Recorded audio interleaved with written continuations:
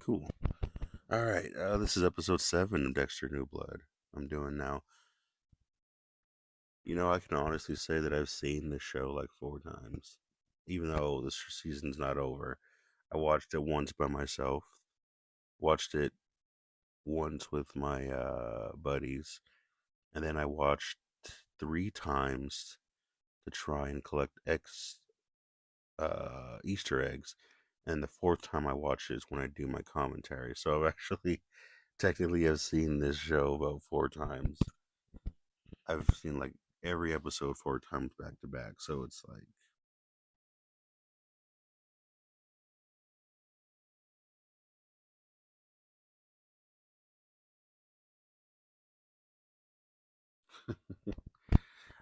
I was saying in the last, I'm watching the previews right now.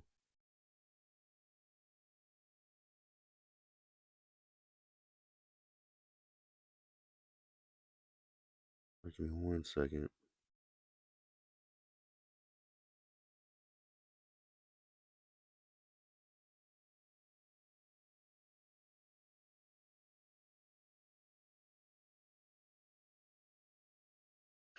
I was saying in the last episode, or in the previous, yeah, the previous recording, episode 6, about a song that John Licht did. Clark. Clark is the cop's name, black cop's name. Clark Spencer?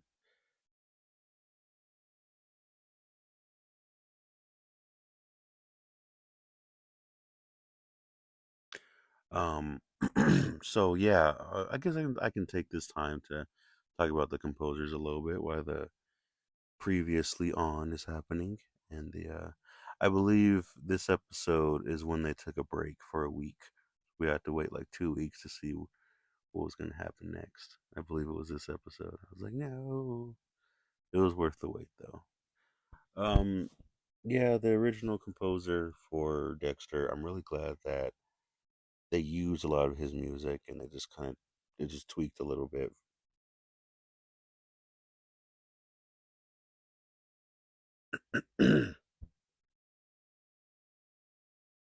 The original composer, yeah, I love how they just had all 4 composers working together in this Dexter original sin. I like how all the composers are together.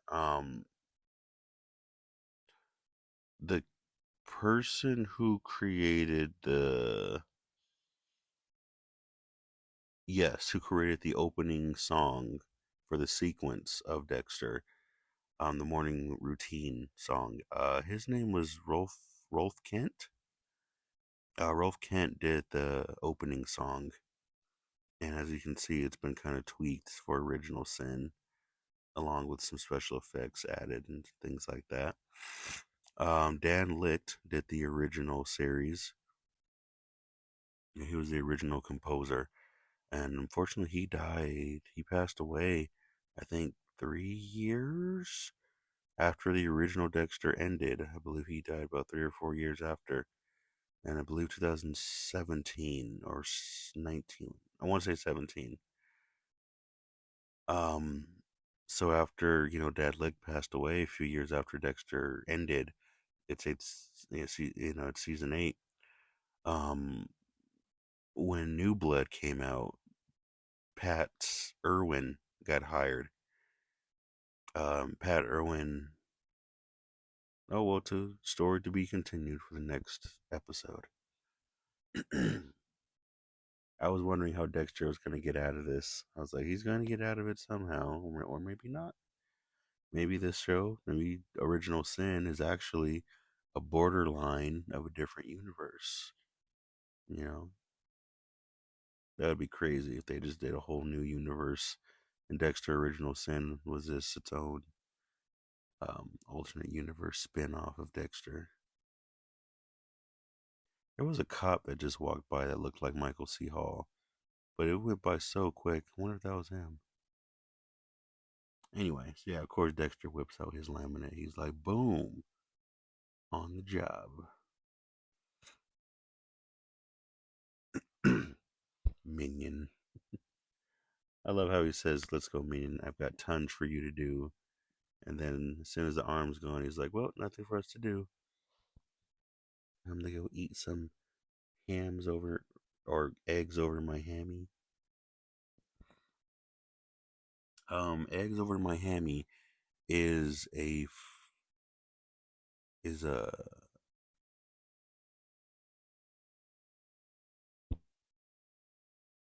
um it's a meal that is at a restaurant called Denny's. So yeah, I guess they got a Denny's out there. At least in my part of the world, that's what it is. It's a meal on a 24-hour breakfast restaurant called Denny's.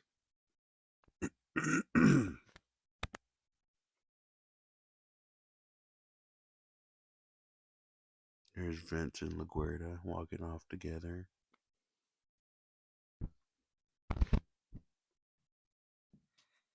Well, you can get partial prints, Dexter. So what do you? Oh, there's more alligators. There's more swamp puppies.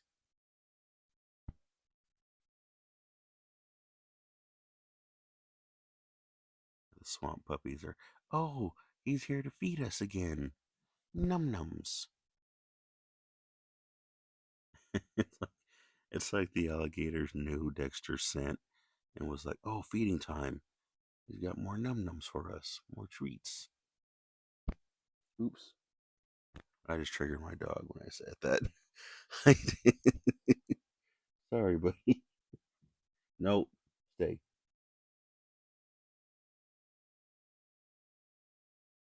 Oh, the swamp puppies got him.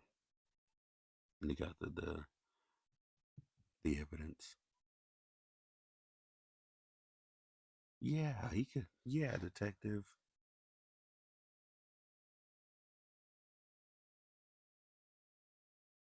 No evidence to book. Moons over my hammy. I want to go to Denny's now. Yeah, when she said, "Are you hungry?" and Dexter was like, "No, thanks, I'm good." I'm like, "Dexter, what are you doing?" I actually just watched this episode with my buddies the other night, and yeah, this song that's playing. This is usually the song that plays, and Dexter's playing with the kids and doing something goofy. So it's like funny how they're oof. Mm.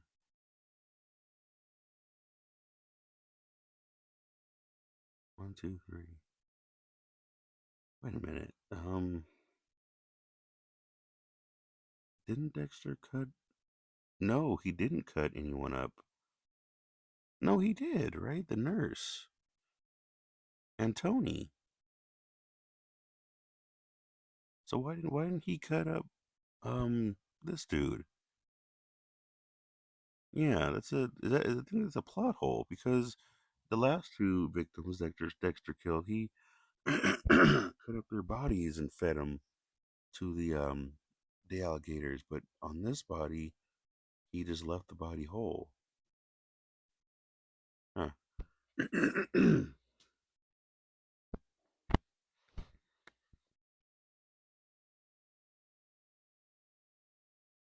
swear, the more I clean, the more mess that I reveal beneath the surface. I like how he drops that banana peel, drives off. It's like, is that banana peel evidence now for fingerprints? Or is it just like a comedy gag or whatever that they showed that banana peel?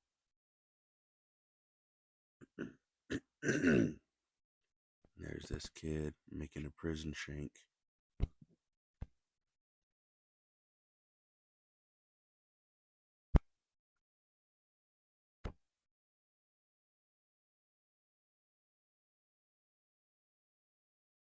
You are learning well, kid. Got himself a weapon.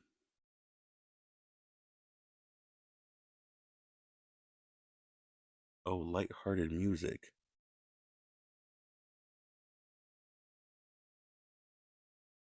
I actually don't recognize the song that they're playing. Cold spaghetti. There's like a certain breed of human who likes cold spaghetti.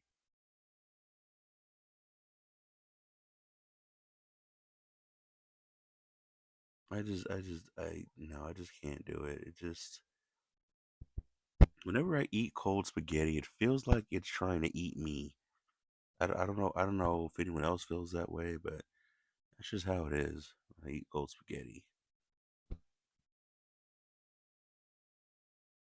Although when I warm up my bowl and like half of it is just scorching hot and the other half is cold, I'll still eat it. Still eat the cold parts. It's like pure cold. Nah.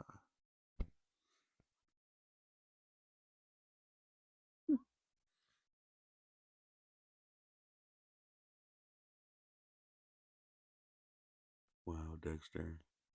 Dexter got himself a whole girlfriend and lost her as quick as he got her, huh?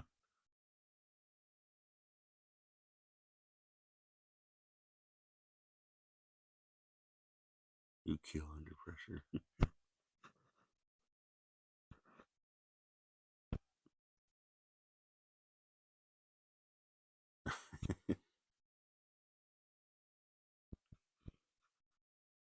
I wonder. Yeah, taking out the garbage was a. I wonder if that's gonna make a comeback. If there's a lot of equality in things. I wonder if women taking out the trash is gonna be like a thing now.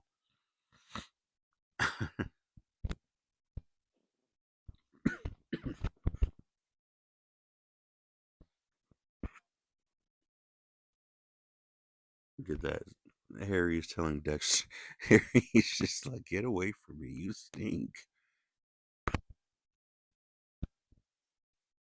Yeah, so Harry's trying to talk to Dexter like, bro, you had a whole body in the trunk, in the trunk of the truck, and you could have gotten killed. You could have gotten caught. And Dexter's just like excited off that thrill. He's like excited, like, hey, I like that I almost got caught. It's like a chaos junkie. That's the inner Lila in him.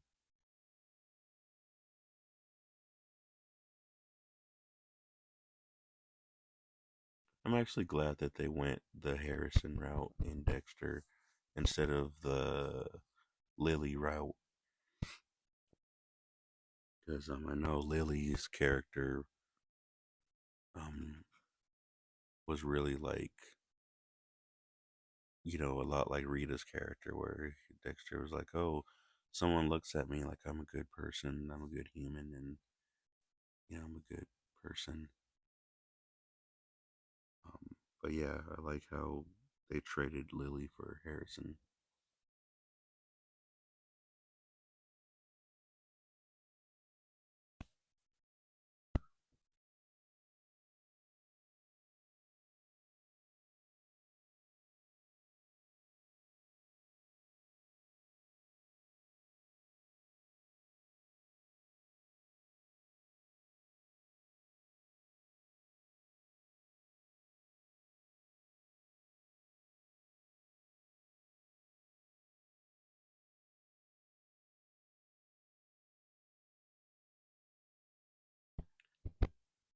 All right. Oh, so now Sophia. Sophia, yeah, she drives to go talk to Dexter. I'm so sorry you had a crime scene. And she finds a.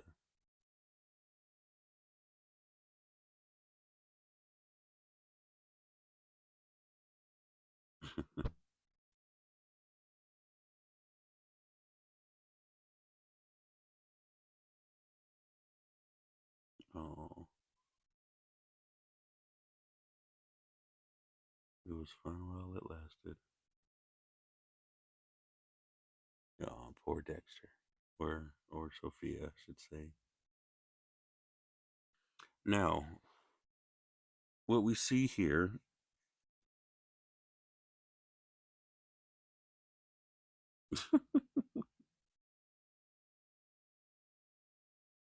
So what we see here with the Sophia character, we start getting into now familiar territory of Dexter.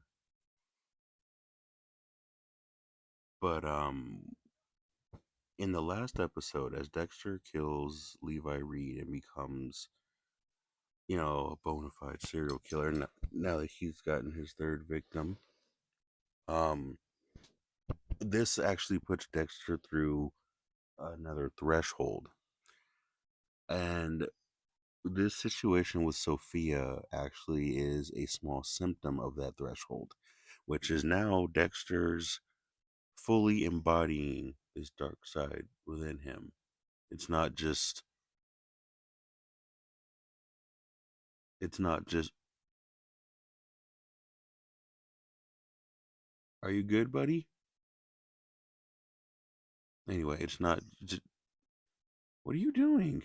Every time I talk, my dog's like trying to throw up on me or something. But anyway, as you can see, as Dexter kills his third victim, I love how everyone's staring at it. As Dexter kills his third victim, um, now that he's a serial killer officially, now he's bonded with this darkness inside of him. Now symbiotically bonded with it. So as you can see in this episode, Dexter's behavior is slightly different. Dexter is more on the sinister side, more on the dark side, and what happens is now Dexter's human side is actually starting to fade out. And as Dexter's human side is starting to fade away, he is now blending more into his dark side. His dark side is now, taking more of a seat, up front. So now that his dark side is more involved now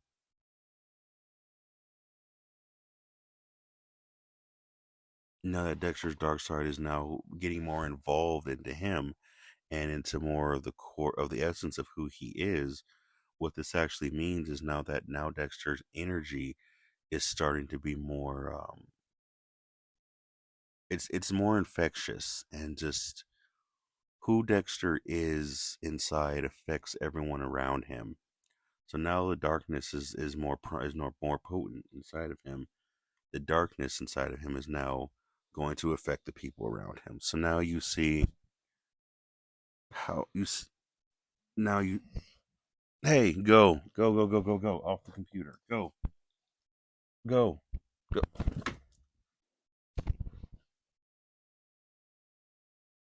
Anyway, so now you see how Dexter's dark side is actually affecting the people around him. Now, with Sophia being more of a victim here in the situation, I say that word victim because it's Dexter's dark side and him doing his dark deed that's actually hurt someone close to him. And Sophia was just the first to be hurt by this new dark Dexter. So now that that's happening, Dexter's humanity is slipping, and Sophia's character was very strongly connected to Dexter's human side. But now that Dexter's more on the darker side,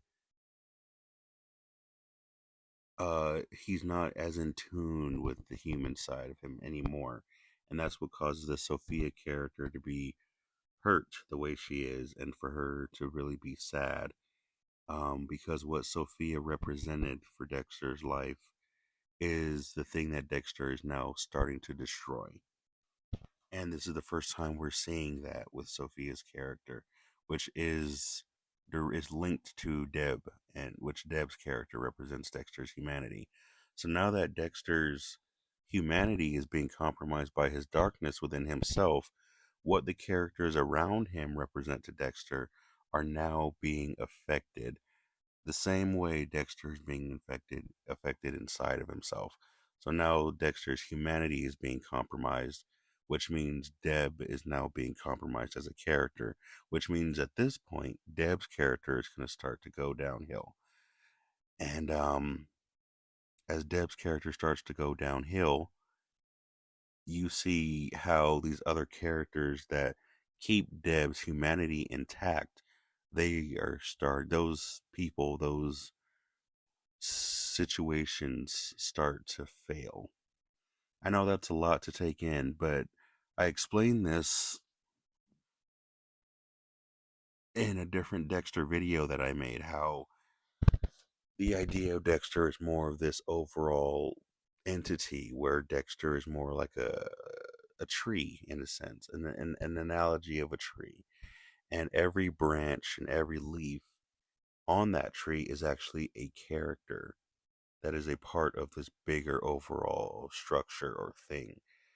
And as Dexter goes through his changes and whatever, a branch falls or a leaf falls off, and each one of those leaves are actually a piece of Dexter that are falling off and things like that. But it's weird to say use that as an analogy, but yeah, Dexter is more of like an entity more than an actual character. It's a psychological construct type of thing, and each of these characters in the show is just a person or a pawn or a spawn of a piece of this entity exploring itself, talking about itself, trying to understand itself, and interacting with itself in so many ways. And as Dexter's emotions and his thoughts and his feelings interact with each other, we visually see that through how the characters act with each other. It was more like, for an example, in season four,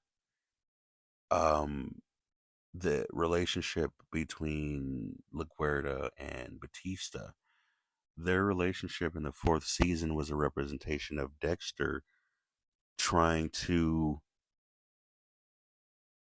have a bonding relationship between his sense of righteousness, which is what Batista represents, and his sense of authority, which is what LaGuerta represents. LaGuerta represents Dexter's internalized sense of authority.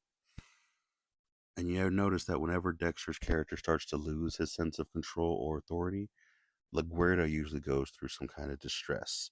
That's because she represents Dexter's sense of empowerment, which is why in season 8, after what happened with LaGuerta, um, Dexter loses control and he just loses himself and feels like the world around him is escaping him because LaGuerta represents Dexter's sense of control. So that's why in season 4, LaGuerta representing control and authority is connected with is in a relationship with Dexter's righteousness, and that's him trying to say, I want my authority and my righteousness to have a union, so that way I can do the best I can for my family. So it's things like that. It's like a chemistry type thing, you know. And I know I just talked through like 4 scenes, but it is what it is. And as we see Clark, um, yeah, Clark, secrecy, and now you see Dexter's a lot more kind of balanced, but So now with Tanya, he's like, "Hey, these golden records, right?" Tanya was like, "Yeah," and he's like, "Oh, I can take him down." She's like, "If you can handle it." This is Dexter being more manipulative and him talking with Sarah Michelle Gellar's character Tanya because he's up to something crafty. So he was trying to set himself up to. I have an alibi to go to the break room now, and it's not suspicious. So now you see him projecting, slowly projecting this dark side and this dishonesty of who he is starting to be projected, and now it's going into Tanya. Now, right here in this scene, when you see Dexter talking to Batista, Batista's looking at these pictures and he's looking at the ring and he's saying, "Oh, I recognize this ring. This is Tony Ferrera's ring." And this is Dexter's internal sense of his dark side is now interacting with his sense of righteousness. This is what this scene is about. So now Batista, being the physical representation of the verbally speaking on what Dexter's going through inside, which is, hey, this isn't right. There's a sense of righteousness that needs to be done here. And Dexter's dark side is silencing the voice of Dexter's righteousness right here.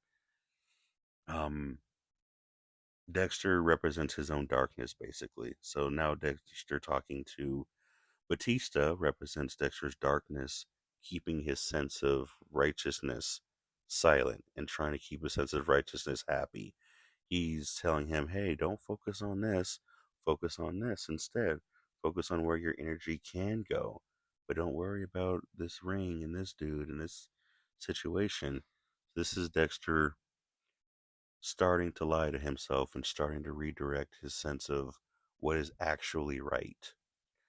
And that scene right here is actually one of the most important scenes because that actually gives a deeper, much deeper meaning to what the finale of New Blood actually represented, where Dexter's was told, look, open your eyes and look at what you did throughout the whole show.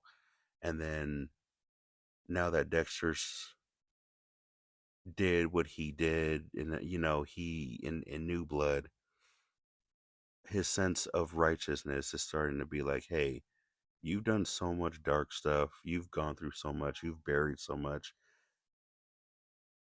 you know, I think it's time for your sense of righteousness to kind of try to find its way back to you. Um, so as we see here, this is the first time that Dexter starts to, do that. Pontiac. I know someone got paid some good money to have their Pontiac put in the show. We need a '90s Pontiac. I don't think Pontiac's actually in. I don't think Pontiac is in service anymore in business. I think their manufacturing company is not there anymore. I love this scene because yeah, this dude right here, when he calls Anne Marie his daughter, she's like, "Yeah, Dad." This this um interaction, there's so many layers to this interaction between these two people. This man buys his daughter a good car. His daughter's a good girl. You can tell his daughter is trying to explore life by the way that she's dressed, by her top. You can tell that she's very active. She's very, you know, she's just very active and everything. And her dad, you could tell his dad, her dad was involved in some stuff, but he's like trying to do better. He's trying to do better with his family. He's trying to accept his family. He's trying to do the best he can for her. And also he has his relationship with cops and everything, but he's just like trying to do better and get out of it. And you can tell he's gone through a lot of stuff by his dialogue, by the way he's talking. Like you could tell he's really been through that life. You can tell by the actor's authentic way of acting, all of that. Also in this scene, you notice how at times LaGuerta steps up when she's talking, taking the spotlight versus she backs up, then Harry does it.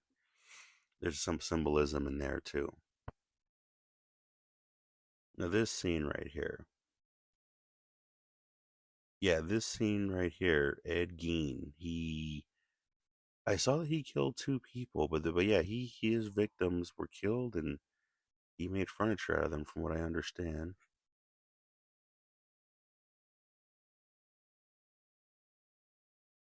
This next serial killer would kill people, and I believe the implication was that he would feed his victims to his dogs to get rid of the evidence. These were all real serial killers, from what I understand.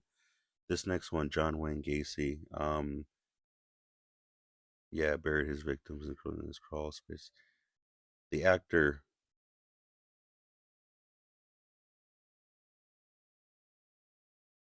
my dad would kill me if I buried our victims under our house.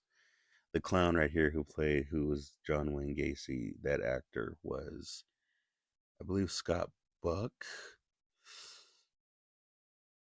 and he was the director, the producer of this show. He's been producing Dexter, I believe, since the first season. But that was one of the producers of the show was John Wayne Gacy in the clown uniform. But yeah, I looked up Ed Gein. I saw some of his furniture. It was pretty twisted. Like had an upside. He like had the skull and used the spine, and then had like the skin as like the lamp cover. And made a lamp out of it. Was just like yeah.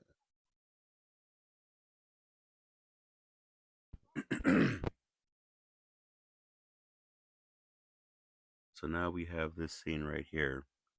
Um, so now right here, Deb said, "I can't take your side all the time. He's my brother." That goes into much deeper meaning because the side of Sophia really represented the side of Deb's life and everything that Deb excelled in, everything that Deb was about. But now Deb is put in a position where she has to choose between Dexter or her. And when she chooses Dexter, she chooses the destructive nature that Dexter is. That symbolically or energetically means that Dexter's humanity is actually choosing to side with Dexter's darkness.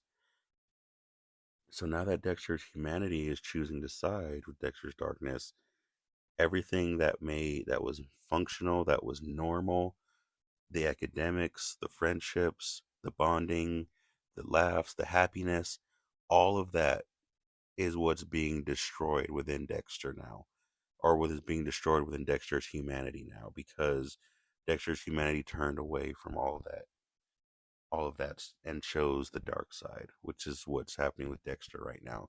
So now as Dexter is chose darkness, or now that Dexter is embodying more of his darkness in this episode, you see how that's affecting his humanity, which is how Deb is being hurt.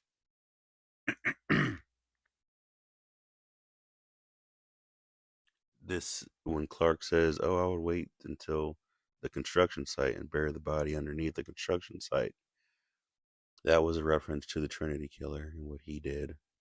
Nice little Easter egg for the fans. And here's Bobby and Batista carrying in the box, like you know what this is.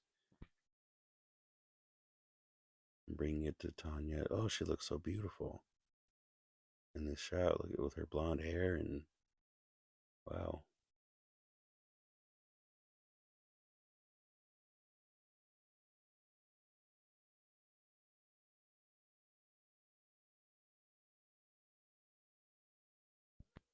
Um,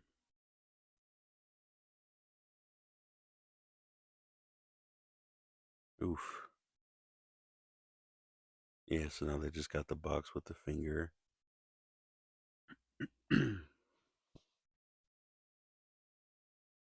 Now they're doing their examinations.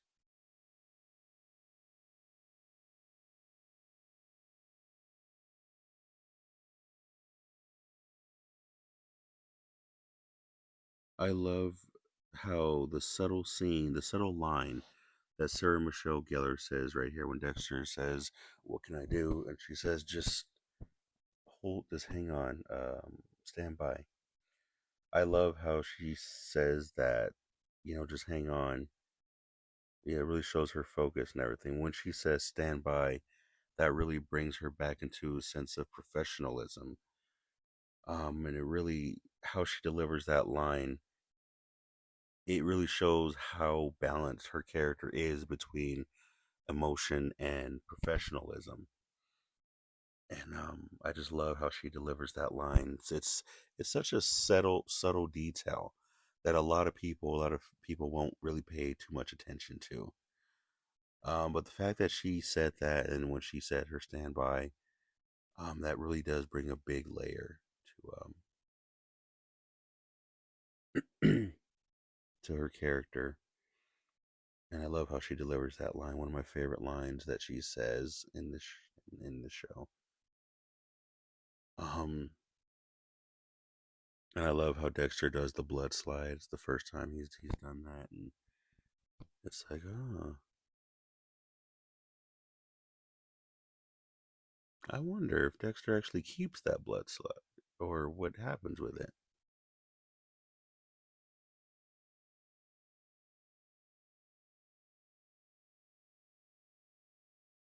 Oh, and now here's Tanya. She's just going back and why is my laptop keep?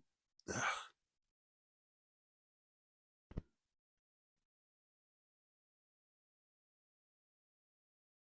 Anyway, here's Tanya trying to take it easy.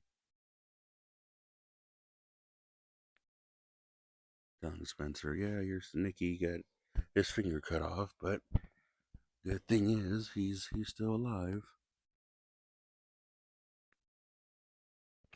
So now she says we notice a small piece of blood outside of the box, and boom, that gets his attention. He's like, what?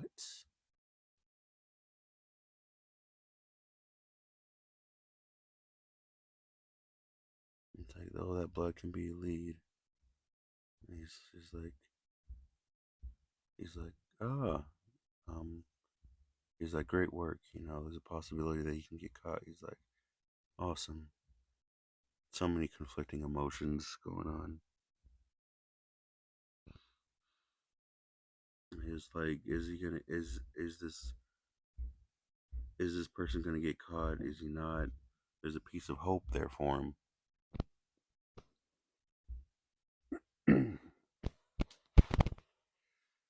Well, an unexpected visitor or guest has just come to my home, which is not very good. That means I have to leave.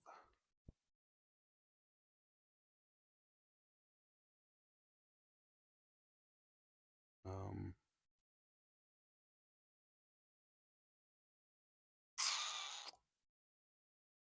Open here's Lower Moser. Dang it, this sucks. It's so hard to keep these things in sync and not have to pause both of my devices to go tend to my visitor. Okay, all right. So, well, the Breaking Bad people just showed up at Laura Moser's house. All right. Let me put my mic down. Try not to bang it. Okay, yeah, my dog's gonna start crying if I don't get. Okay.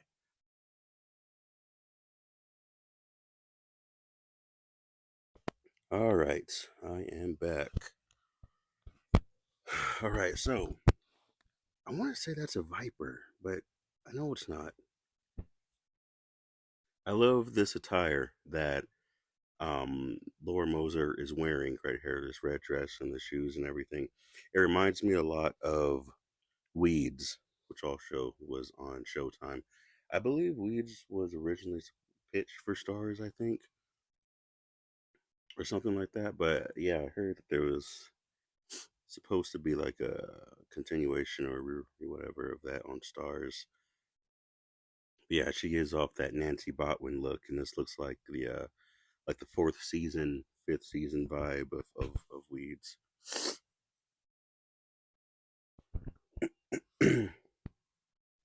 Forgive me because I haven't eaten all day, and I found some chips. I'm like, haven't had those in a minute.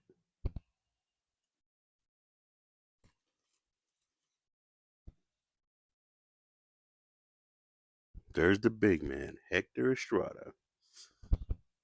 I believe this individual, this man right here, Hector Estrada, I believe he was the character that was in season 7 of Dexter, or not seasons. Yeah, he was the one that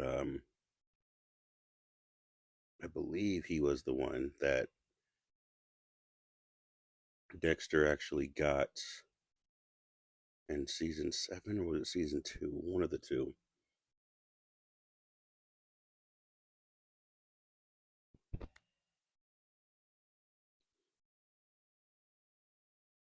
Yes, season 2. He was in season 2. Whatever, one of them. But yeah, I love. So this is something that a lot of actors or actresses will do when they are going to be removed from a show. There are certain elements or certain scenes that they're put into that really shows off the actor or the actress and what they can do, what they're capable of, and they plant their seeds for what they can do next, and really showing off her beauty, showing off different sides of her as an actress. In this scene, it kind of shows, it gives her a range of what she can do, what some people may be looking for in future projects and things like that, or how she can play certain roles in a certain way. Just a lot of times actors will do that when they know they're having a final scene come up, and they will do these things that get them noticed, or they'll do a scene that gets them noticed or gets a little controversial, so that way they can up their resume, I guess. So yeah, watching this scene, I kind of picked up on that. I was like, oh man, I think they're going to get rid of her character because she's starting to do that thing that actors do in TV shows when they do these random out of play, or they do these weird things that sets them up for a different career path.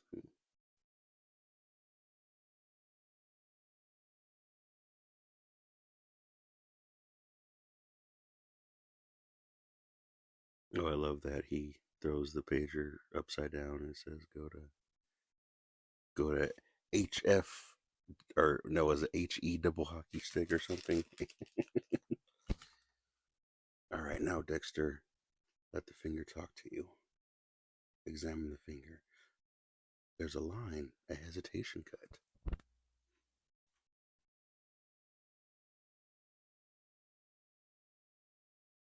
But was there a hesitation cut on the previous victim, Jimmy Powell Jr.? There was not. Watching this show makes me want to up my game on my Hanru Suzuki book. Like, Hanru Suzuki was based off of Dexter and another TV show called Monk, about an obsessive compulsive detective, OCD.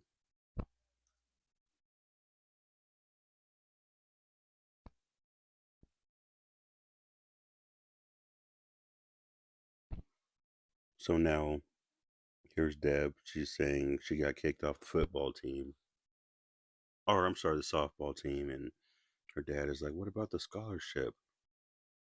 I need to see you out there performing." There's Dexter being the voice of reason as usual, and Deb is just saying, "I'm gonna go." Now you can see here, um,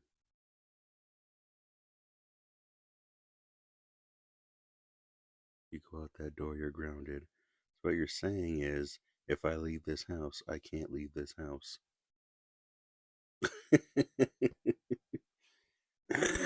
Yeah, how did you ground a kid back then?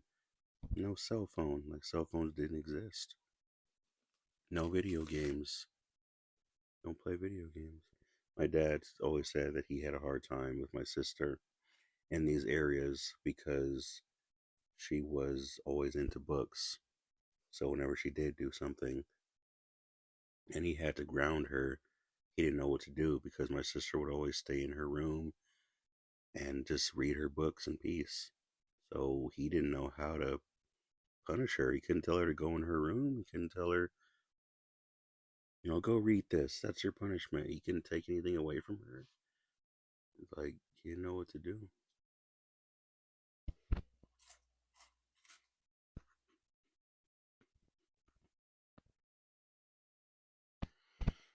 Hmm.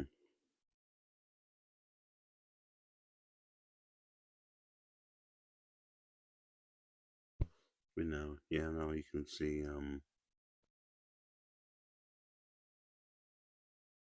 but now you can see Dexter's Dark side.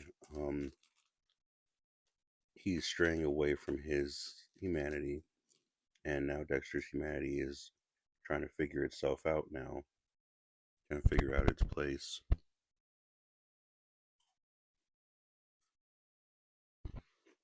But now that Dexter is more in tune with his dark side, now Dexter is more in tune with interacting with Spencer.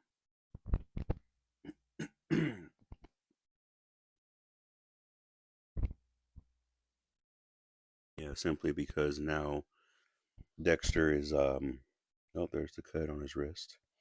Now that Dexter's involved, now more Dexter's more in tune with his dark side and bonding symbiotically, whatever. I just want to use that word.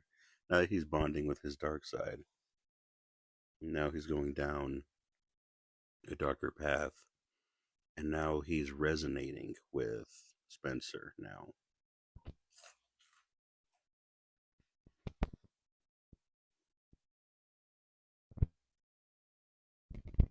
just like with Attack on Titan, this is a very neurological show where the interactions between the characters is more of a energy more than a literal sense of what we're seeing.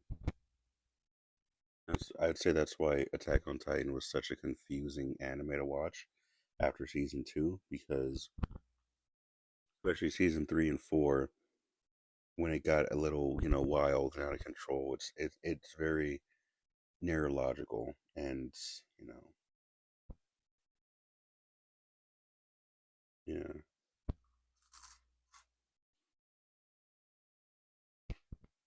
Bananas. This white box right here, I think that's sleepy medicine for children. I was trying to look it up, and those boxes, the little Lunchable boxes, Sunny Smiles, those don't exist from what I understand from my research. And the character from season four, his name was not Sunny Smiles, it was Sunny Skies. In a previous episode, I mentioned that.